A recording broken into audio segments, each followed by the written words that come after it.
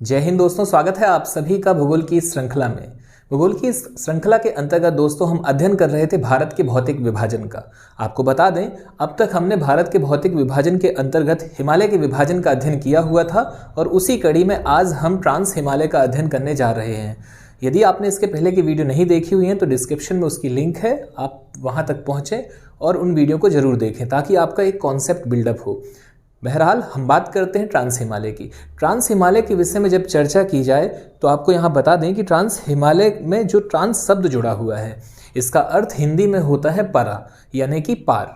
पार का मतलब होता है दोस्तों कि हिमालय के भी पार का हिमालय, जिसे हम ट्रांस हिमालय के नाम से जानते हैं। तो आज बेसिकली हमारी जो चर्चा इस वीडियो में होने वाली है वो ट्रांस हिमालय के बारे में ही होने वाली है। और यदि आपने इसके पहले की वीडियो देखी हुई है तो आपको जानकारी होगी कि ट्रांस हिमालय 4 भागों में वर्गीकृत है, जिसमें से भारत में ट्रांस हिमालय के हमें 3 पार्ट देखने मिलते हैं। तो यदि हम 4 की बात करें कौन कौन से हैं, तो ये क्रमशः हैं काराकोरम, इसके बाद लद्दाख के बाद जास्कर और एक और जो इम्पोर्टेंट है वो है कैलाश श्रेणी। कुछ पुस्तकें जो है दोस्तों या कुछ विद्वान जो हैं वो कैलाश को कहते हैं कि ये जो कैलाश श्रेणी है ये काराकोरम का ही तिब्बत में विस्तार है। हालांकि आपको बता दें कि काराकोरम के तिब्बती विस्तार को तिब्बत में कैलाश नाम से भी जाना जाता है, पर कैलाश श्रेणी भी है जो कि ट्रांस हिमालय का ही एक उपविभाजन है। आगे आपको बता दें कि ट्रांस हिमालय के विषय में जो महत्वपूर्ण रहेगा हमारे लिए वो ये कि पहले तो हम इसकी एक भू आकारिकी को समझें, वहाँ के उस प्लेस को समझें कि वहाँ क्या क्या है। इसके बाद उससे जुड़े हुए कुछ महत्वपूर्ण जो प्रश्न हैं परीक्षा के लिहाज से हम उन्हें देखें। और एक और जो इम्पॉर्टेंट बिंदु रहेगा वो ये कि हम जब नोट डाउन करें चीज़ों को तो वो कुछ इस हिसाब से करें कि जो हमारे लिए परीक्षा के दृष्टिकोण से बहुत ज़्यादा महत्वपूर्ण है। क्योंकि ये कुछ ऐसे टॉपिक हैं जहाँ से प्रश्न तो बनते हैं, पर हमें सबसे महत्वपूर्ण ये होता है कि भाई हम क्या पढ़ें और क्या छोड़ें। तो यहाँ जो इम्पोर्टेंट है वो आपको मिलने जा रहा है। पढ़ने के दृष्टिकोण से तो बहुत कुछ है, पर हाँ जो महत्वपूर्ण है वो हमारे सामने है। तो आगे बात की जाए दोस्तों ट्रांस हिमालय की, तो आप देख पा रहे हैं यहाँ पर आपको 3 श्रेणियाँ देखने मिलती हैं। सबसे पहली जो श्रेणी है ये काराकोरम है, इसके बाद लद्दाख और इसके बाद जास्कर। आप देखेंगे जब भारत का जो ऊपरी सिरा है, जहाँ पर आप लद्दाख को देख पा रहे हैं, लद्दाख के बाद आप JNK देख पा रहे हैं, एटलस आप ओपन कर लीजिए, वहाँ पर आप पाएंगे कि ये जो 2 सिरे हैं इसमें से एक सिरा कौन सा है, तो ये है अक्साई चीन वाला सिरा। इसको हमने पहले से पढ़ा हुआ है कि ये अक्साई चीन है और ये आपका POK वाला ब्लॉक है। तो आज जो देखने जा रहे हैं हम इसमें हम सभी चीज़ों को देखेंगे। यहाँ से पूछे जाने वाले जो महत्वपूर्ण बिंदु हैं उन सभी का अध्ययन करेंगे, जिसमें हम देख रहे हैं यहाँ पे कि भाई POK है, अक्साई चीन है और यहीं से स्टार्ट हो जाता है हमारा ट्रांस हिमालय की जो महत्वपूर्ण पर्वत श्रेणियाँ हैं, जिसमें काराकोरम आपको देखने मिली सबसे पहले, इसके बाद लद्दाख और इसके बाद जास्कर। आपको यहाँ पर बता दें कि इसके भी उत्तर में यदि आप जाते हैं, सबसे पहली बात तो ये है भाई कि हम हिमालय में गए, हिमालय के उत्तर में गए और हिमालय के उत्तर में जब हम पहुंचे तो हमें ट्रांस हिमालय देखने मिला, जिसे हम परा हिमालय या पार हिमालय भी कह रहे हैं। इसके बाद हमने देखा कि उसके भी उत्तर में यदि हम जाते हैं तो हमें एक गांठ देखने मिलती है जो कि पामीर की गांठ है। आप इसके लिए अपने मैप में, अपने एटलस में एशिया का मैप ओपन कर सकते हैं और जैसे ही आप एशिया का मैप ओपन करेंगे आपको उसमें देखने मिलेगा कि हाँ ऊपर की ओर में हमें एक गांठ नज़र आ रही है जिसे हम पामीर की गांठ कहते हैं। तो अब सबसे पहला प्रश्न तो ये उठता है कि आखिर ये गांठ क्या कहलाती है। तो गांठ वास्तव में दोस्तों जहाँ पर बहुत सारी श्रेणियाँ, पर्वत की जो श्रेणियाँ हैं वो आकर के जब मिलती हैं तो वहाँ एक गांठ जैसी स्थिति बन जाती है, वही आपकी क्या कहलाती है, नोट या गांठ कहलाती है। और ये आपका यहाँ पर कौन सी गांठ है, तो ये है पामीर की गांठ, जिसे विश्व की छत के नाम से भी जाना जाता है। आप यहाँ देखेंगे एटलस में तो आपको एक और देखने मिलेगी, जो पूर्व का एरिया है वहाँ पर कुनलुन श्रेणी, यानी कि चीन वाला जो एरिया है वहाँ आपका कुनलुन श्रेणी देखने मिल रही है। वो वहाँ से आकर के इसी नोट या इसी गांठ के पास में अपना अंत करती है, या ये कह सकते हैं कि यहीं से इसका प्रारंभ होता है। दूसरा ये है कि आप जब पश्चिम की ओर जाएंगे तो आपको अफगानिस्तान में हिंदू कुश देखने मिलता है और इसके अलावा एक और श्रेणी जो पाकिस्तान की ओर जाने पर सुलेमान देखने मिलती है, और सुलेमान के और आगे जाते हैं दोस्तों तो हमें पाकिस्तान में ही किरथर श्रेणी देखने मिलती है। मतलब हमने ये पाया कि ये जो श्रेणियां हैं ये सब की सब जा करके कहाँ पर मिल रही है, मिल रही हैं पामीर वाले उस प्लेस पे, तिब्बत के पामीर ब्लॉक पे। तो पामीर के पठार को ही हम क्या कहते हैं, हम कहते हैं विश्व की छत या पामीर की गांठ।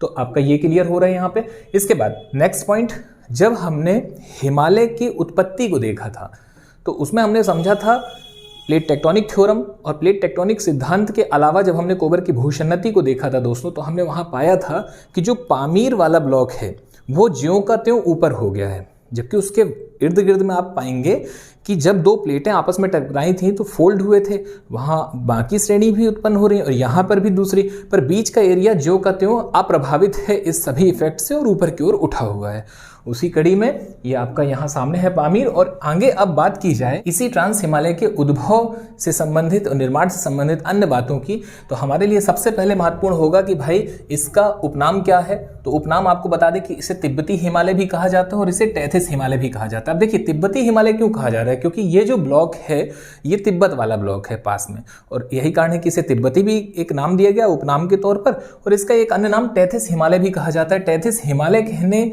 का जो कारण है दोस्तों वो ये है कि वो जो एरिया है वहां पर टेथिस था। पर हाँ, आपको बता दें कि इसका निर्माण उस टेथिस भूसन्नति से नहीं हुआ, उस टेथिस भूसन्नति की एक उपभूसन्नति उससे हुआ है। मतलब हुआ तो है, पर हाँ टेथिस का इसमें योगदान नहीं था। टेथिस भूसन्नति से मुख्य तौर पर उस मलबे से जो जन्म लिया या उत्पन्न हुआ है दोस्तों वो है हमारा मुख्य हिमालय, यानी कि वृहद, लघु और शिवालिक। आगे बात की जाए इसके अन्य महत्वपूर्ण पहलू पर, तो मूलतः ये जो है ये यूरेशियन प्लेट का खंड है दोस्तों, ये इंपॉर्टेंट है, इसे आप नोट कर लीजिएगा। यूरेशियन प्लेट से तात्पर्य ये है यहाँ पर कि ये लॉरेशिया का भाग है। लॉरेशिया या यूरेशियन प्लेट आपको ये बतलाती है कि इसका निर्माण हिमालय से भी पहले हो चुका था, मतलब ये हिमालय से भी प्राचीन है, आप ये भी नोट कर सकते हैं। और जो महत्वपूर्ण बिंदु है वो ये कि भाई ये यूरेशियन प्लेट का खंड है और साथ ही लॉरेशिया का भाग है और निर्माण हिमालय से भी पूर्व हो चुका था। इसमें पाया गया कि यह मुख्यतः ग्रेनाइट और ज्वालामुखी चट्टानों से निर्मित है। अब आप देखेंगे कि जो इंपॉर्टेंट पहलू है वो ये कि भाई जो निर्माण में सीधा जो प्रश्न पूछा जाता है कि किससे निर्मित है, तो वो आपके यहाँ पर क्लियर रहेंगे कि ग्रेनाइट और ज्वालामुखी चट्टानों से ये निर्मित है। इसके अलावा निर्माण की बात करें तो मेसोजोइक इरा क्या है या ये कल्प क्या होते हैं, तो देखें अगर अभी आपको समझ में नहीं आ रहा है तो आप तनाव मत लीजिए, आप इसे नोट डाउन कर लीजिए। जब हम विश्व भूगोल का अध्ययन करेंगे तो उसमें हम पूरे कालों का अध्ययन करेंगे, सभी प्रकार के महाकल्प, एरा, इन सभी का अध्ययन करेंगे, तो वहाँ आपका क्लियर हो जाएगा। अभी फिलहाल इसे आप नोट कर लीजिए एक पॉइंट के तौर पर। तो इसका निर्माण मेसोजोइक इरा के क्रिटेशियस काल में हुआ है, जबकि हमने देखा था कि भाई जो हमारा हिमालय है, मेन हिमालय है जो आपका, उसका निर्माण टर्शरी वाले ब्लॉक में आपको देखने मिलता है, जबकि इसका कहाँ पर, या जुरैसिक हम कह सकते हैं, इसका कहाँ पर देखने मिला दोस्तों, क्रिटेशियस में। ठीक ऐसे ही इसका निर्माण हमें मेसोजोइक में देखने मिला, जबकि हम हिमालय की बात करते हैं तो वो सीनोजोइक एरा में उत्पन्न हुआ। वहाँ हमने अध्ययन किया था इयोसीन, ओलिगोसीन, मायोसीन, प्लायोसीन, हमने इस सभी का अध्ययन किया था कि कैसे कैसे शिवालिक और बाकी, और आगे भी हम इसका अध्ययन करते चलेंगे। तो इसी के साथ आप एक पॉइंट और नोट कर सकते हैं कि टर्सरी से लेकर कैम्ब्रियन युग तक की चट्टानें इसमें पाई जाती हैं। अब आगे बात की जाए दोस्तों यहाँ पर इसकी जलवायु की, तो आपको बता दें इसकी जो जलवायु है इस क्षेत्र की वो शीत कटिबंधी है, और शीत कटिबंधी जलवायु होने के चलते ही ये कैसा रहता है, तो ये वर्ष भर हिमाच्छादित रहता है। अगली बात, अब जब ये वर्ष भर हिमाच्छादित है तो यहाँ पर वनस्पति का भी हमें अभाव देखने मिलेगा, तो ये पॉइंट भी आप नोट कर सकते हैं। तो कुल मिलाकर आप पाएंगे कि भूगोल की जो एक सबसे बड़ी विशेषता है वो ये है कि इसमें एक पॉइंट दूसरे पॉइंट से जुड़ा हुआ होता है। कहने का तात्पर्य है आपने जलवायु समझी कि भाई जलवायु कैसी, यहाँ की शीत कटिबंधी है।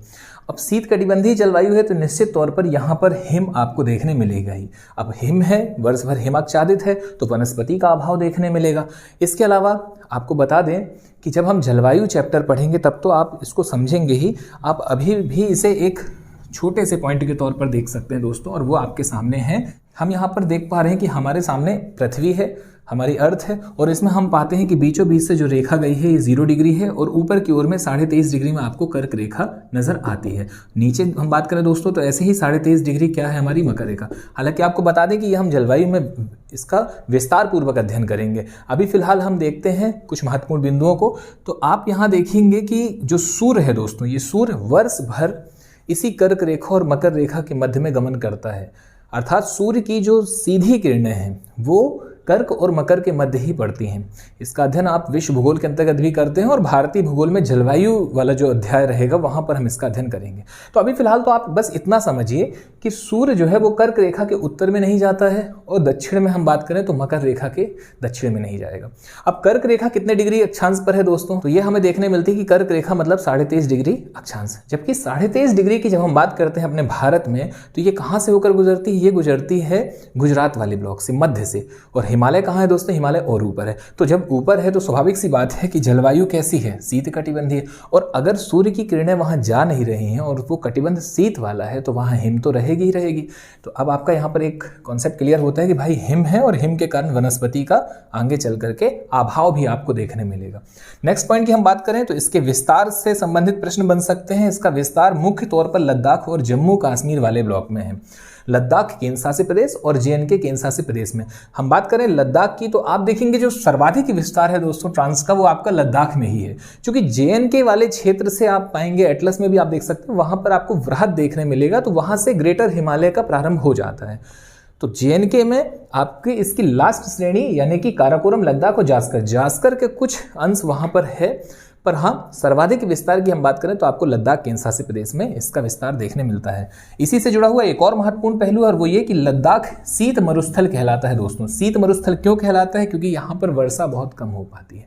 नेक्स्ट पॉइंट, भारत का सबसे ठंडा स्थल भी यहाँ से जुड़ा हुआ एक महत्वपूर्ण प्रश्न होगा और वो है द्रास। इसे भी आप नोट कर लीजिए। तो ये तो बात हुई ट्रांस हिमालय की और ट्रांस हिमालय से जुड़े हुए महत्वपूर्ण पहलुओं की। और अब हम बात करते हैं इस क्षेत्र के भू आकारिकी की, जिसमें आपके और क्या महत्वपूर्ण हो सकते हैं तो उसे भी हम देख लेते हैं। यहाँ पर आपको बता दें कि आप देख पा रहे हैं पीओके वाले एरिया में, आप एटलस ओपन कर लीजिए। एटलस में आप जेएनके ओपन कीजिए और जम्मू कश्मीर और लद्दाख वाला जो क्षेत्र है, लद्दाख केंद्र शासित प्रदेश में दोस्तों आप देखेंगे आपको और पश्चिम में जब आप जाएंगे, आप उत्तर पश्चिम की ओर जब जा रहे होते हैं तो आप देखेंगे वहां पर आपको देखने मिलेगा बाल्टिस्तान या बाल्टिस्तान के अलावा गिलगिट भी देखने मिलता है। तो आप इसके भी हाईलाइट कर सकते हैं। गिलगिट रिवर भी है, वहां पर एक धारा के तौर पर आपको देखने मिल रहा होगा और प्लेस भी है गिलगिट। तो गिलगिट प्लेस ये सब देखिए हमारे लिए कैसे इंपॉर्टेंट होंगे अगर हम बात करें तो ये हमारे लिए करंट के मुद्दे भी रहते हैं। कई दफ़ा आप देखेंगे करंट में ये सारी चीज़ें चलती रहती हैं और हमें जानकारी नहीं रहती कि कहाँ की बात चल रही। तो गिलगिट कहाँ है, बाल्टिस्तान कहाँ है, ये सारी चीज़ें महत्वपूर्ण है। तो आप इसे नोट कर सकते हैं। ये पीओके वाले क्षेत्र में आपको देखने मिलेगा और पश्चिम में जाएंगे, उत्तर पश्चिम में, तो आपको गिलगिट देखने मिलेगा और उसके आगे की ओर में आपको बाल्टिस्तान। इसके अलावा आपको बता दें कि यहाँ पर एक समसगम घाटी भी है, ये भी महत्वपूर्ण है। समसगम घाटी कहाँ पर है? तो ये काराकोरम वाले क्षेत्र पर ही है। इसके अलावा यदि हम बात करें दोस्तों तो यहाँ पर आप पाएंगे कि सिंधु नदी के बारे में दोस्तों हम अध्ययन करेंगे नदी वाले अध्याय में। तो इसकी जितनी भी डिटेल की चर्चा होगी, जो भी इसके विस्तार होंगे, वो सभी हम पूरे फैक्टों को सजो करके रखेंगे अपने नदी वाले अध्याय में। यहाँ पर सिर्फ हम इतना देख लें कि सिंधु कहाँ से होकर के गुजरती है। तो सिंधु नदी का उद्गम हुआ है दोस्तों तिब्बत के मानसरोवर झील के निकट चेमायुंगटुंग ग्लेशियर से। यहाँ पर एक ग्लेशियर है तिब्बत में मानसरोवर झील के निकट चेमायुंगटुंग और यहीं से उद्गमित होती है सिंधु नदी तथा लद्दाख केंद्र शासित प्रदेश के लेह जनपद से प्रवेश करती है, लेह जिले से प्रवेश करती है।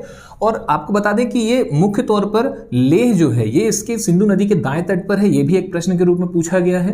क्योंकि आप देखते हैं कि ऐसे प्रश्न निरंतर बनते रहते हैं, विशेष तौर पर एक दिवसीय परीक्षाओं के लिहाज से तो ये बहुत महत्वपूर्ण है कि लेह किस नदी के तट पर है या सिंधु नदी के किनारे निम्नलिखित में से कौन सा बड़ा शहर है या लेह सिंधु नदी के किस तट पर है। ऐसे बहुत सारे प्रश्न आपको देखने मिलेंगे। तो आप यहाँ पर पाएंगे कि सिंधु नदी प्रवेश करती है लद्दाख केंद्र शासित प्रदेश में और लेह जनपद या लेह जिले के किनारे से होते हुए ये आगे की ओर जाती है और फिर पाकिस्तान में चली जाती है। मतलब हम यहाँ पर अगर बात करें अब श्रेणियों की तो आप पाएंगे कि लद्दाख और जास्कर पर्वत श्रेणी के मध्य से ये होते हुए उत्तर पश्चिम की ओर प्रवाहित होती है तथा सिंधु नदी पीओके वाले क्षेत्र में जो गिलगिट क्षेत्र है दोस्तों, यहाँ पर बुंजी नामक स्थान से अपना गॉर्ज बनाते हुए और दक्षिण की ओर जाती है तथा पाकिस्तान में प्रवेश कर जाती है और पाकिस्तान में प्रवेश करने के उपरांत दोस्तों ये अरब सागर में अपना मुहाना बनाती है।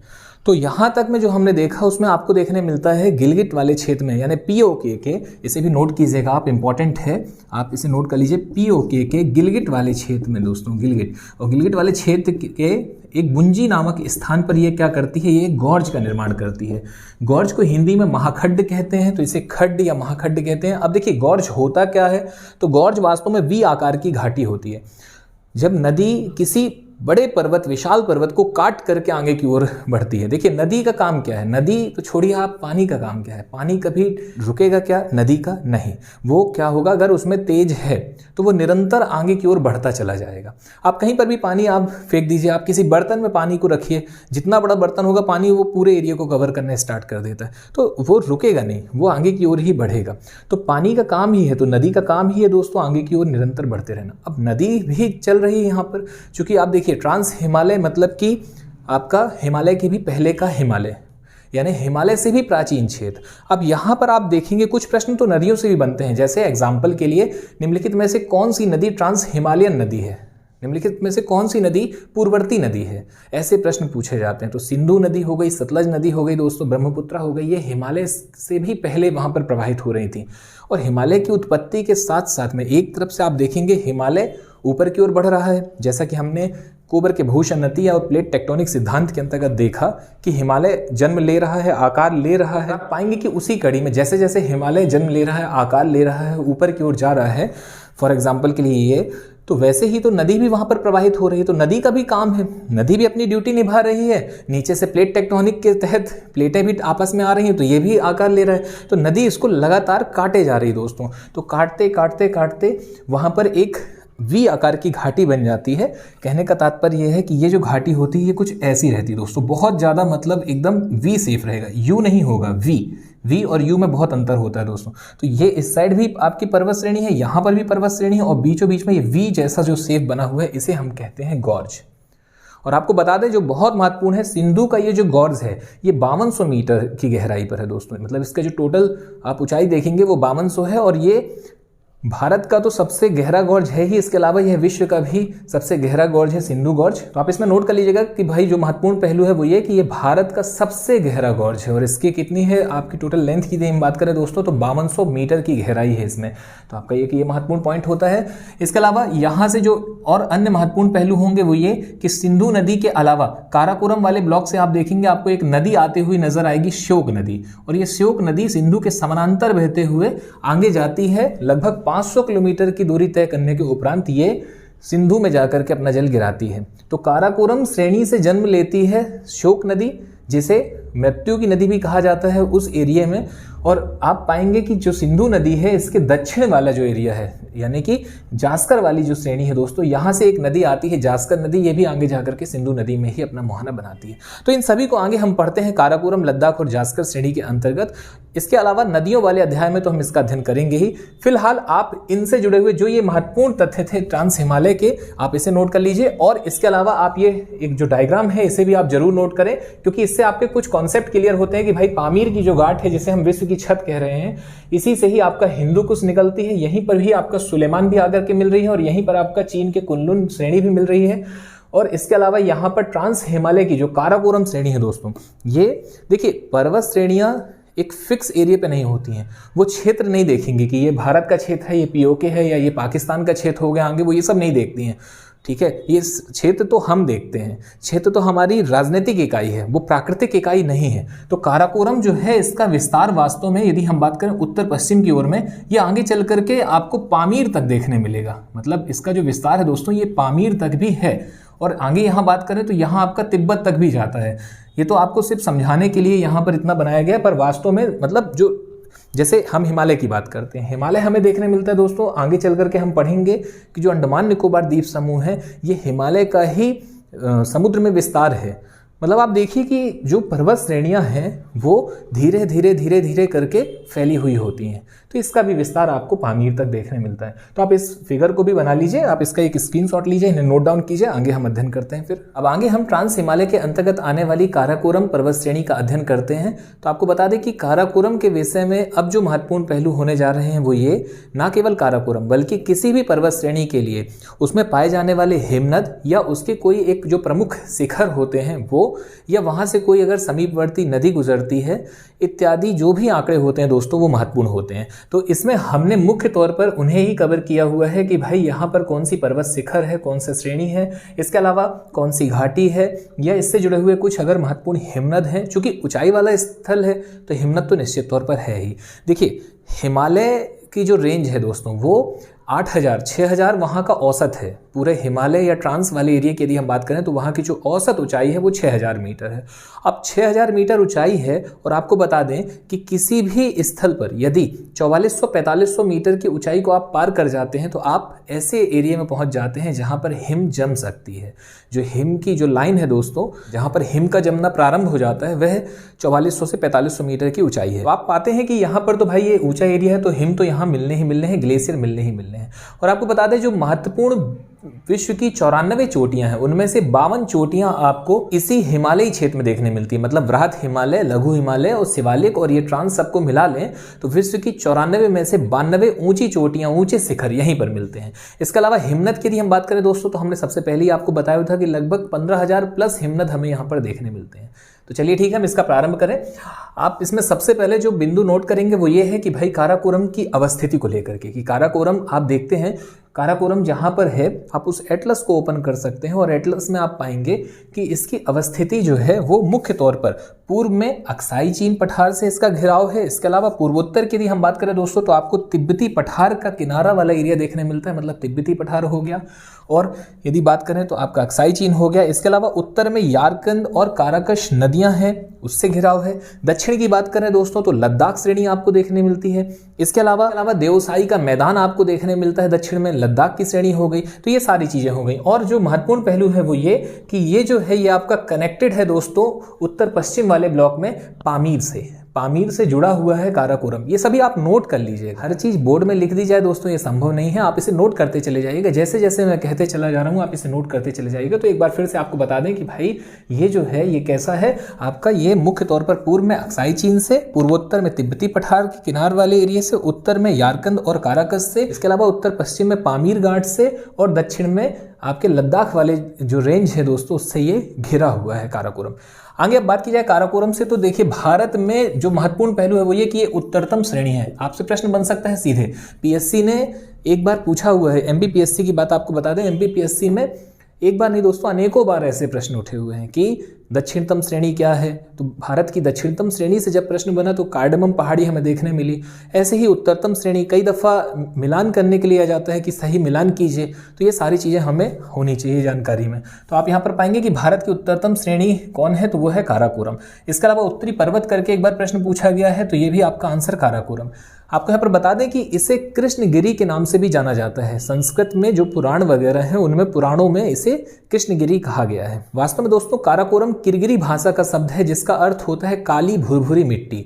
इसे चीनी लोग कोगीर के नाम से जानते हैं और किर्गिज भाषा में जो है इसे काली भुरभुरी मिट्टी कहा जा रहा है। तो इसी काराकोरम को ही दोस्तों काला पहाड़ भी कहा जाता है और संस्कृत भाषा में इसे कृष्णगिरी कहा गया है, या पुराणों में इसका जो जिक्र मिला है वो कृष्णगिरी के नाम से आपको देखने को मिला है। आगे इससे जुड़ा हुआ एक और जो महत्वपूर्ण पहलू है वो ये कि इसे उच्च एशिया की रीढ़ भी कहा जा रहा है, रीढ़ की हड्डी कहा जा रहा है उच्च एशिया की।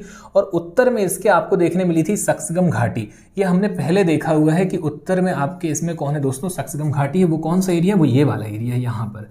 इसके अलावा आगे आपको बता दें कि उत्तर पश्चिम में पामीर की घाटी तो है ही, और जो सबसे महत्वपूर्ण पहलू है वो ये कि यहाँ पर आपको श्योक नदी देखने मिलती है। काराकोरम रेंज से ही दोस्तों उद्गमित होती है श्योक नदी, जिसके बारे में अभी हमने चर्चा की थी। और लद्दाख की जो श्रेणी है दोस्तों, लद्दाख और काराकोरम के समानांतर बीचों बीच में प्रवाहित होते हुए ये आगे जाकर के उत्तर पश्चिम में आपके पीओके वाले एरिया में सिंधु नदी में अपना मुहाना बनाती है, सिंधु नदी में मिल जाती है। तो आप नोट कर सकते हैं कि श्योक नदी का उद्गम स्थल कौन सा है, तो वो है काराकोरम। आगे आपको बता दें कि श्योक नदी प्रवाहित कहाँ से हो रही है, तो वो काराकोरम और लद्दाख रेंज के मध्य से प्रवाहित हो रही है। तो ये तो बात हुई काराकोरम से जुड़े हुए जो महत्वपूर्ण पहलू है उनकी। और अब हम बात करते हैं सबसे महत्वपूर्ण दोस्तों यहाँ पर पाए जाने वाले जो पर्वत शिखर हैं, उच्चतम पर्वत शिखर। इसमें देखिए आप एटलस में देख सकते हैं, आपको क्रमशः दोस्तों उत्तर पश्चिम में देखने मिलेगा दिस्तेगिल सार के अलावा यदि बात करें तो और भी हैं यहाँ पर, जैसे कि एग्जाम्पल के लिए ब्रॉड पीक आपको देखने मिल रही है, हिडन देखने मिल रहा है, K2 देखने मिल रहा है, गेशरबूम या गसेरबूम कह सकते हैं आप। तो ये सभी जो एटलस में आप देख पा रहे हैं उन्हें हमने यहाँ पर प्रदर्शित किया हुआ है। इस मानचित्र में आप पाएंगे क्रमशः देखिए उत्तर पश्चिम से लेकर के आप जब उत्तर पूर्व की ओर जा रहे होते हैं या दक्षिण पूर्व की ओर, जो एक सीरीज जो विस्तृत है।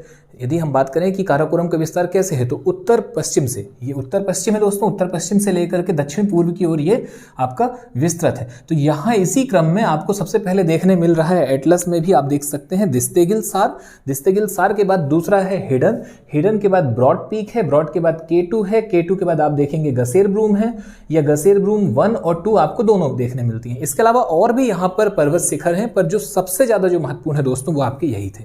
तो यहाँ आपका ये भी क्लियर होता है।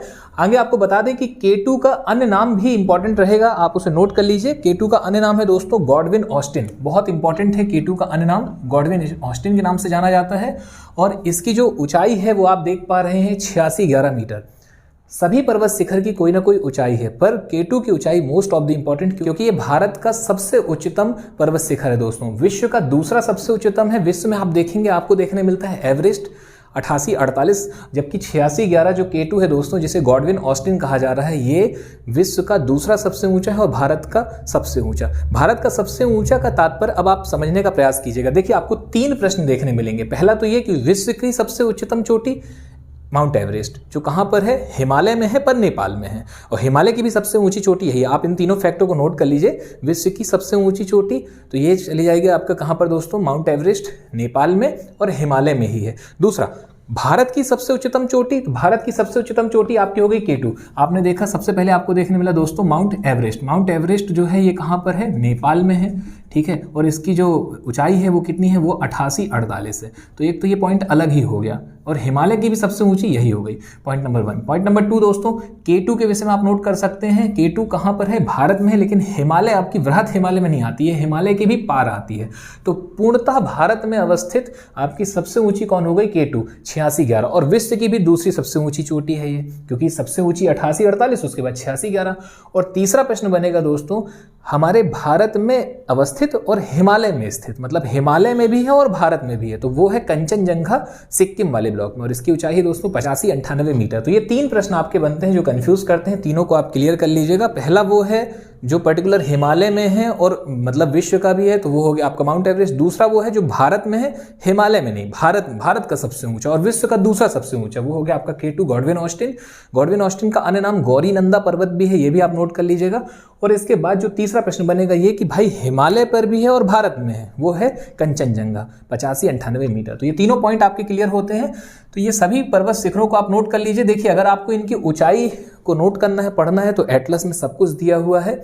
मैं तो आपको यही सलाह दूंगा दोस्तों कि जो महत्वपूर्ण होता है परीक्षा में जो आता है वही पढ़ें, क्योंकि सबसे इंपॉर्टेंट यहाँ पर यही है कि हम क्या छोड़ें। सब कुछ तो नहीं पढ़ सकते, और मान लीजिए पढ़ भी लिया, नोट कर भी लिया, तो वो हमें टिप पर याद नहीं रह पाएगा।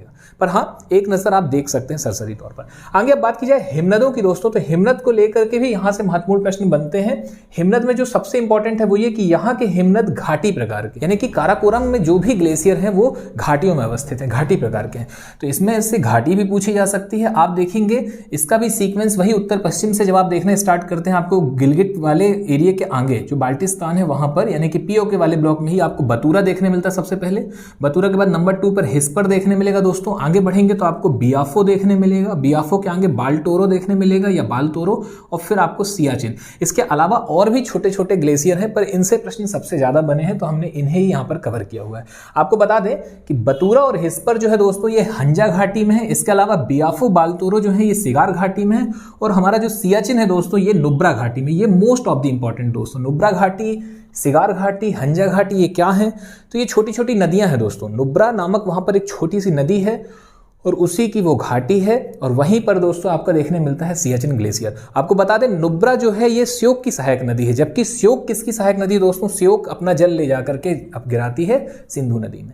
इन सभी की चर्चा हम आगे करेंगे, सारी नदियों को कवर करेंगे नदी वाले अध्याय में। अभी फिलहाल यहाँ पर यदि हम बात करें तो हमारे लिए इतना ही इंपॉर्टेंट है कि बतूरा हिस्पर हंजा घाटी में है, बियाफो बालतोरो सिगार घाटी में है, और सियाचिन कहाँ पर है, ये नुब्रा घाटी में। अब आगे बात की जाए दोस्तों सियाचिन से संबंधित अन्य महत्वपूर्ण तथ्यों की, तो आपके लिए यहां पर जो इंपॉर्टेंट है वो ये है परीक्षा के लिहाज से कि भाई सियाचिन भारत का सबसे ऊंचा ग्लेशियर है। इसके अलावा भारत का सबसे लंबा, सबसे बड़ा ग्लेशियर भी है। इसके लेंथ की बात करें दोस्तों तो 76.66 किलोमीटर। हालांकि कुछ पुस्तकों में आपको 72 km देखने मिलेगा, पर आप इसे दोनों को नोट कर लीजिए। अब डिपेंड ऑन ऑप्शन में यदि 76 है तो 76 नहीं है तो 72, दोनों आप नोट कर सकते हैं। तो सियाचिन की जो लेंथ है दोस्तों वो कितनी है, 72 km या 76 km, और कौन सी घाटी में है, नुब्रा घाटी में। इसके अलावा भारत का सबसे ऊंचा ग्लेशियर यही है, भारत का सबसे बड़ा ग्लेशियर यही है, और इसके अलावा दोस्तों विश्व का सबसे ऊंचाई पर अवस्थित युद्ध स्थल भी सियाचिन ग्लेशियर ही है। देखिए सबसे ऊंचाई पर अवस्थित अब भाई हिमालय पर ही है, और हिमालय की ऊंचाई सबसे अधिक है विश्व में, और इसके अलावा आपको बता दें कि देखिए ये वो प्लेस है सियाचिन जहां पर भारत और पाकिस्तान के मध्य अनेकों बार युद्ध जैसी स्थितियां बनी भी हैं। इसके अलावा भारत, पाकिस्तान और चीन भी है दोस्तों, तो ये युद्ध का क्षेत्र तो है ही। तो आप इसे नोट कर सकते हैं कि ये विश्व का सबसे ऊंचाई पर अवस्थित युद्ध स्थल है।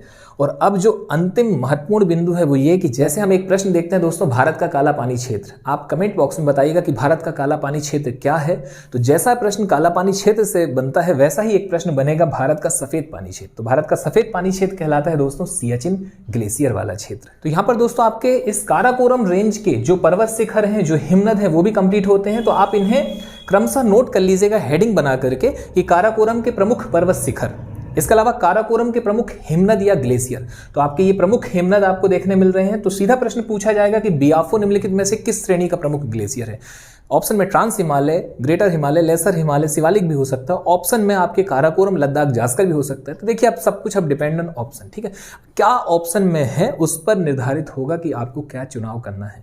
आप इसके नोट कीजिए और बढ़िया पढ़ते चले जाइए। आगे अब बात की जाए काराकोरम से जुड़े हुए एक और महत्वपूर्ण पहलू की, तो वो ये कि भाई काराकोरम जो है वो आपका पाकिस्तान, चीन, अफगानिस्तान, इन सभी से क्या कर रहा है, तो भारत की सीमा पर अवस्थित है। मतलब भारत की प्राकृतिक सीमा कहीं ना कहीं निर्धारित कर रहा है काराकोरम पर्वत श्रेणी। तो यहाँ पर आपका काराकोरम का आंकड़ा पूरा कंप्लीट होता है दोस्तों। आप इसका एक स्क्रीनशॉट ले लीजिए, इसे नोट कर लीजिए। और अब हम आगे अध्ययन करेंगे लद्दाख श्रेणी का। तो काराकोरम रेंज के बाद यदि हम बात करें दोस्तों, तो ट्रांस हिमालय के अंतर्गत आने वाली लद्दाख श्रेणी उसके दक्षिण में अवस्थित है। और अब हम लद्दाख श्रेणी के विषय में कुछ फैक्टों को यहाँ पर कलेक्ट करने जा रहे हैं। आपकी समझ तो उम्मीद है विकसित हो ही चुकी होगी कि काराकोरम कहाँ है, लद्दाख कहाँ है, जास्कर कहाँ है। अब हम इनके तथ्यों का संकलन कर लेते हैं यहाँ पर। तो अब इसी कड़ी में हम देखें यदि दोस्तों, तो सबसे पहले तो हमें यह देखने मिलता है कि भाई लद्दाख श्रेणी है कहाँ पर। तो देखिए तीनों के विषय में आप लिख लीजिएगा, काराकोरम, लद्दाख, जास्कर, तीनों ही आपकी कहाँ पर है, लद्दाख केंद्र शासित प्रदेश के अंतर्गत आती हैं। Point number 1। Point number 2, Ladakh किस किस के मध्य में है दोस्तों, तो लद्दाख उत्तर में काराकोरम और दक्षिण में जास्कर के मध्य अवस्थित है। कभी कभी एग्जामिनर आपसे सीक्वेंस को लेकर के भी क्वेश्चन क्रिएट कर सकते हैं कि उत्तर से दक्षिण में इनका क्रम बताइए या दक्षिण से उत्तर में क्रम बताइए। तो आपका यहाँ पर एक क्रम की जो क्लियरिटी है कॉन्सेप्चुअल वो हो रही है कि लद्दाख कहाँ है। तो लद्दाख है दोस्तों, ये है आपका जो कि काराकोरम और आपके जास्कर के मध्य अवस्थित है। नेक्स्ट पॉइंट जो इंपॉर्टेंट है वो ये कि लद्दाख श्रेणी एक जल विभाजक का कार्य करती है। किस किस के मध्य में, तो श्योक और सिंधु नदी के मध्य में। हमने पिछली ही श्रेणी में इसकी चर्चा की हुई थी कि काराकोरम श्रेणी के अंतर्गत ही श्योक नदी का उद्गम हमें देखने मिलता है। और श्योक नदी काराकोरम के दक्षिण वाले एरिया से होते हुए, प्रवाहित होते हुए और कहाँ चली जाती है दोस्तों, तो देखिए ये यहाँ से सिंधु नदी का उद्गम हुआ आपके, ठीक है, चिमायुंगडुंग ग्लेशियर से, और ये प्रवाहित होते हुए ये अंदर प्रवेश की लेह जनपद में, लद्दाख केंद्र शासित प्रदेश में, और यहाँ से होते हुए ये चली जाती है दोस्तों पीओके वाले एरिया से बुंजी नामक स्थान से क्या बनाती है, अपना गॉर्ज बनाते हुए दक्षिण में चली जाती है पाकिस्तान में। और श्योक नदी यहाँ काराकोरम से उद्गमित होती है और फिर ये चली जाती है आपका उत्तर समानांतर होते हुए और जाकर के अपना जल गिराती है सिंधु में। तो ये आप देखते हैं कि लद्दाख है कहाँ, लद्दाख है श्योक, और ये जो एरिया है ये श्योक का है, और ये जो एरिया है दोस्तों दक्षिण में लद्दाख की, ये किसका है, तो ये है सिंधु नदी का। तो आप देखेंगे कि ये जो सीरीज है आपकी, यानी कि लद्दाख जो श्रेणी है ये कहीं ना कहीं श्योक और सिंधु के मध्य जल विभाजक का कार्य करती है। इसके अलावा एक क्वेश्चन और बनता है वाटर सेट से कि सिंधु नदी का वाटर सेट क्या है, तो ट्रांस हिमालय है। श्योक नदी का वाटर सेट ट्रांस हिमालय है। तो ये भी आपका यहाँ पर नोट कर लीजिएगा। इसके अलावा सिंधु नदी के विषय में एक और क्वेश्चन कि ये लद्दाख और जास्कर श्रेणी के मध्य प्रवाहित होती है, तो ये हमारा क्लियर, हमने पहले भी इसका अध्ययन किया हुआ है। इसके अलावा एक और क्वेश्चन कि लेह सिंधु नदी के दाहिने तट पर है, ये भी क्लियर। देखिए तट क्या होता है, अब मान लीजिए आप इधर से जाएंगे तो ये आपका जो हैंड है ये राइट हैंड है, तो यानी कि दायां हाथ दायां तट, और ये लेफ्ट यानी कि बायां तट। तो इसे भी आप समझिएगा। इसके अलावा आगे बात की जाए अब लद्दाख श्रेणी से जुड़े हुए अन्य प्रश्नों में इसकी सर्वोच्च चोटी से क्वेश्चन बनता है दोस्तों, ठीक है। ये क्वेश्चन ठीक वैसा ही होगा जैसे यदि हम बात करें कि काराकोरम की सर्वोच्च चोटी क्या है। तो काराकोरम की सर्वोच्च चोटी है दोस्तों K2। उम्मीद है आप समझ पा रहे होंगे। देखिए K2 भारत की तो है ही, विश्व की दूसरी है। इसके अलावा भाई अगर पर्टिकुलर क्वेश्चन बनेगा कि काराकोरम, या फिर क्वेश्चन बन जाए कि K2 निम्नलिखित में से किसकी सर्वोच्च चोटी है, तो काराकोरम, लद्दाख हो, जास्कर, तो आंसर काराकोरम होगा। ठीक ऐसे ही यदि हम बात करें लद्दाख श्रेणी की सर्वोच्च चोटी दोस्तों, तो वो है राकापोशी शिखर। राकापोशी जो शिखर है इसका अन्य नाम दुमनी भी है या दुमानी भी है, जिसका अर्थ होता है धुंध की माँ, क्योंकि देखिए वहां पर चारों तरफ कोहरा और धुंध ही धुंध है। आप देखेंगे वहाँ हिम वाला क्षेत्र है, तो इसे धुंध की माँ यानी कि दुमानी भी कहा गया है या दुमनी भी कहा जाता है, और राकापोशी इसका नाम है जो चर्चित नाम है। वैश्विक स्तर पर हम राकापोशी ही पढ़ते हैं। इसके अलावा एक और इससे जुड़ा हुआ महत्वपूर्ण तथ्य, और वो है विश्व की सर्वाधिक तीव्रतम ढाल वाली चोटी कहलाती है। तीव्र ढाल दोस्तों, ये इंपॉर्टेंट है। वर्ल्ड की, विश्व की सर्वाधिक तीव्रतम ढाल वाली जो चोटी है वो कहलाती है आपकी राकापोशी चोटी या राकापोशी शिखर।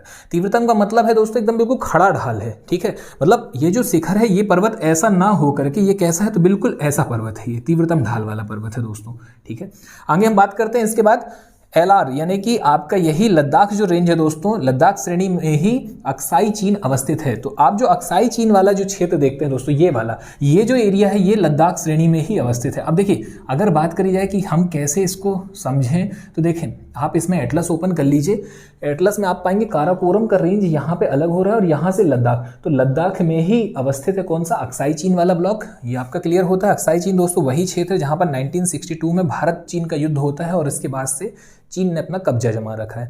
हमने इसे पहले भी लेक्चरों में कवर किया हुआ है कि भाई ये जो एरिया है ये कौन सा है, ये है अक्साई चीन और यहाँ का एरिया है पीओके। अच्छा, इससे जुड़ा हुआ एक और प्रश्न आप नोट कर लीजिए।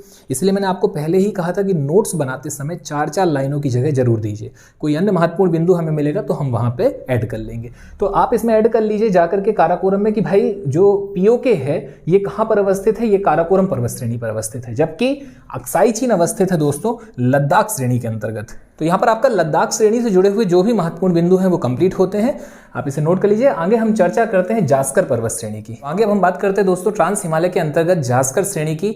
जैसा कि हमने देखा कि भाई सबसे ऊपर में कौन है, काराकोरम उत्तरतम, उसके बाद दक्षिण में आपको देखने मिलती लद्दाख, लद्दाख के बाद आपको देखने मिलती है दोस्तों जास्कर की श्रेणी।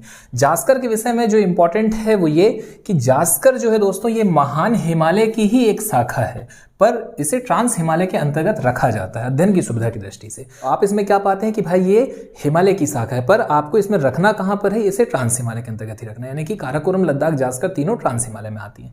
दूसरा ये पहलू है कि ये महान हिमालय से 80 डिग्री पूर्वी देशांतर के निकट सचर जोन द्वारा अलग होती है। इसको हमने पहले पढ़ा हुआ है, हमने देखा था अपने सचर जोन को कि भाई सचर जोन था वहां पर आपका इंडो सांगपो सचर जोन करके जो हमने अध्ययन किया हुआ था उसको हमने देखा था। इसके बाद आगे बात की जाए इससे संबंधित अन्य पहलुओं में, तो वो ये है कि दियोशाई नामक एक श्रेणी है जो इसका ही उत्तर पश्चिम में विस्तार है, जो कि गिलगिट बाल्टिस्तान वाले क्षेत्रों में आपको देखने मिलती है। गिलगिट यानी कि पीओके वाले क्षेत्र में आप देखेंगे मैप में आपको दियोशोई श्रेणी देखने मिलेगी। और दियोशाई ये एक्चुअल में स्पेलिंग जो है इसकी ये है, अब इसका प्रोनाउंसिएशन अलग अलग है। उसका मैदान भी आपको वहां पर देखने मिलता है, तो इससे भी एक प्रश्न बन सकता है। इसके अलावा यदि और अन्य महत्वपूर्ण पहलुओं की ओर हम एक नजर डालें दोस्तों, तो हमें देखने मिलता है कि जास्कर श्रेणी के अंतर्गत ही आपको जास्कर नदी देखने मिलती है। जास्कर नदी का उद्गम वास्तव में जास्कर श्रेणी लद्दाख में हुआ है और आगे चलकर के ये नदी लेह के निकट अपना मुहाना बनाती है सिंधु नदी में, यानी कि ये सिंधु की एक सहायक नदी है जिसका उद्गम जास्कर श्रेणी में हुआ है। तो हमें यहाँ पर ये भी क्लियर होता है। इसके बाद बात की जाए और महत्वपूर्ण तथ्यों की, तो जास्कर श्रेणी के अंतर्गत ही लद्दाख का द्रास, कारगिल और इसके अलावा यूके का यानी कि उत्तराखंड का दोस्तों माना, नीति, डिपुलेख इत्यादि दर्रे भी आते हैं। आपसे प्रश्न पूछा जा सकता है कि कारगिल निम्नलिखित में से किस श्रेणी में अवस्थित है। जैसे अभी हमने देखा हुआ था कि काराकोरम श्रेणी के अंतर्गत पीओके अवस्थित है, जबकि लद्दाख श्रेणी के अंतर्गत हमें अक्साई चीन अवस्थित देखने मिलता है कि ये जो फैला हुआ क्षेत्र है ये किसके अंतर्गत है, तो ये लद्दाख श्रेणी में आता है। ठीक ऐसे ही यहाँ पर हमें देखने मिला कि जो द्रास और कारगिल है दोस्तों ये किस श्रेणी के अंतर्गत अवस्थित है, तो ये जास्कर श्रेणी में है, यानी कि यहाँ तक भी विस्तार है किसका, जास्कर श्रेणी का ही। और अब बात की जाए इसके सबसे महत्वपूर्ण पहलू की, और वो है इसका सर्वोच्च शिखर। सर्वोच्च शिखर दोस्तों मोस्ट ऑफ द इंपॉर्टेंट है। सर्वोच्च शिखर सही जोड़ी में आ जाते हैं कि काराकोरम का सर्वोच्च शिखर क्या है, लद्दाख का क्या है, जास्कर का क्या है। काराकोरम का था K2, जबकि बात की जब हमने लद्दाख की, तो लद्दाख में हमें देखने मिलता है दोस्तों जो उसका सर्वोच्च शिखर है वो है राकापोशी, जो कि विश्व का सर्वाधिक तीव्रतम ढाल वाला शिखर भी है या तीव्रतम ढाल वाली चोटी है। और अब जब बात आती है जास्कर की, तो जास्कर की जो चोटी है दोस्तों ये थोड़ा सा विवादास्पद है यहाँ पर मुद्दा, चूंकि अधिकांश बुकें इसका आंसर देती हैं कि नंगा पर्वत जो है इसका सर्वोच्च शिखर है, जबकि आपको बता दें नंगा पर्वत वास्तव में जो वृहत हिमालय है, जो ग्रेटर हिमालय है, उसका उत्तर पश्चिम में जो अंतिम पॉइंट है वो है नंगा पर्वत। यानी कि नंगा पर्वत कहाँ पर अवस्थित है, तो वो वृहत हिमालय के अंतर्गत आ जाता है। और वृहत हिमालय का विस्तार पश्चिम में नंगा पर्वत से लेकर के पूर्व में नामचा पर्वत तक देखने मिलता है। तो आपका ये यहाँ पर जो पॉइंट है ये थोड़ा सा विवादास्पद है, पर आप इसमें दोनों ही नोट करके रख लीजिए, जैसा ऑप्शन होगा हम वैसा मैनेज करेंगे। मान लीजिए अगर ऑप्शन पे हमें कामेत देखने मिलता है, कामेत शिखर, तो ये इसका सर्वोच्च शिखर है जास्कर श्रेणी का। हालांकि ये एक एग्जाम में पूछा भी गया है, दिल्ली बोर्ड के अंतर्गत एक एग्जाम लिया गया था, उसमें कामेत को सही किया गया है। और कामेत की जो ऊंचाई दोस्तों वो 77-56 मीटर है। ये वास्तव में उत्तराखंड के गढ़वाल क्षेत्र के अंतर्गत अवस्थित है। तो आपका एक ही पॉइंट क्लियर होता है कि जास्कर की जो सर्वोच्च चोटी या सर्वोच्च शिखर है वो कामेत है, जो कि 77-56 है। इसके अलावा बहुत सारी पुस्तकें और राइटर जो हैं वो नंगा पर्वत को इसका सर्वोच्च शिखर मानते हैं। इसकी ऊंचाई है दोस्तों 81-26। आप दोनों नोट कर लीजिए, अगर ऑप्शन पे कामेत है तो इसका आंसर कामेत ही होगा, जो कि 77-56 मीटर ऊंचा है। तो यहाँ पर दोस्तों आपका ट्रांस हिमालय कंप्लीट होता है। इससे जुड़े हुए अन्य महत्वपूर्ण पहलुओं की यदि हम बात करें तो काराकोरम, लद्दाख, जास्कर के अलावा हमने एक और श्रेणी देखी थी जो ट्रांस हिमालय का ही पार्ट है, कैलाश श्रेणी। देखिए कैलाश श्रेणी हमारे भारत में नहीं है, इसलिए उसका अध्ययन यहाँ पर नहीं कर रहे हैं हम। इसे हम जब विश्व भूगोल का अध्ययन करेंगे तो एशिया के अंतर्गत हम उसका अध्ययन करेंगे। हालांकि आपको बता दें कैलाश श्रेणी और कैलाश पर्वत जो ये दो चीजें हैं, ये दोनों अलग है दोस्तों। कैलाश श्रेणी अलग है, कैलाश पर्वत वास्तव में लद्दाख श्रेणी पर अवस्थित है, यानी कि लद्दाख श्रेणी का जो और विस्तार है काराकोरम और लद्दाख, देखिए ये आगे जाकर के सब धीरे धीरे मर्ज होते हुए नजर आते हैं। तो यहाँ पर आपका तिब्बत वाले ब्लॉक में कैलाश पर्वत है जो कि लद्दाख श्रेणी के अंतर्गत माना जाता है। और कैलाश जो श्रेणी है ये अलग है, कैलाश श्रेणी ही रजतगिरी के नाम से जानी जाती है। रजतगिरी के अलावा इसे गढ़ पर्वत भी कहा जाता है। तो कैलाश श्रेणी अलग हो गई और कैलाश पर्वत आपका ये अलग। कैलाश पर्वत दोस्तों हिंदू एक तीर्थ स्थल है, तो आप इन सभी चीजों को बाकायदा नोट कीजिए। यहाँ पर ट्रांस हिमालय दोस्तों हमारा कंप्लीट होता है। ट्रांस हिमालय से जुड़े हुए जो भी महत्वपूर्ण पहलू थे वो हमने कवर किए। इसके अलावा अब आगे बात की जाए कि अगला जो हमारा लेक्चर होगा वो किस पर होगा, तो दोस्तों हम इसी सीरीज में अब आगे बढ़ेंगे अपने वृहत हिमालय की ओर। वहां पर हमारी जो चर्चा होगी वो मुख्य हिमालय को, हमारा प्रयास होगा कि हम वृहत, लघु और शिवालिक तीनों को उसमें कंप्लीट करें और फिर आगे हम इसी क्रम में चर्चा करते हुए सारी चीजों को कंप्लीट करते चले जाएं। तो चलिए ठीक है दोस्तों, आज आपसे विदा लेते हैं। मुलाकात जल्द वृहत हिमालय के साथ। धन्यवाद। जय हिंद, जय भारत।